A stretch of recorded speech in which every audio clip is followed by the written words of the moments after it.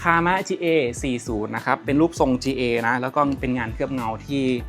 คุ้มราคาอีก1ตัวนะครับเป็นราคาไม่เกิน 2,000 บาทได้งานระดับนี้นะผมว่าคุ้มมากๆมาดูงานใกล้ๆกัน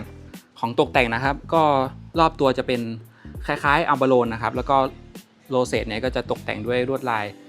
คล้ายๆอัลบาโลนนะครับแต่จะเป็นตัวสติกเกอร์นะที่สำคัญเนี่ยตรงเฟดดีมากเป็นสแตนเลสแล้วก็หัวมนด้วยไม่บาดนิ้วนะตรงนี้ผมชอบมากเลยยี่ห้อคามะหัวแบบทรงตัดวินเทจลูกบิดเหล็กตั้นนะครับเดี๋ยวมาลองเสียงให้ฟังเลยครับสำหรับคามะ GA40 ตัวนี้นะครับ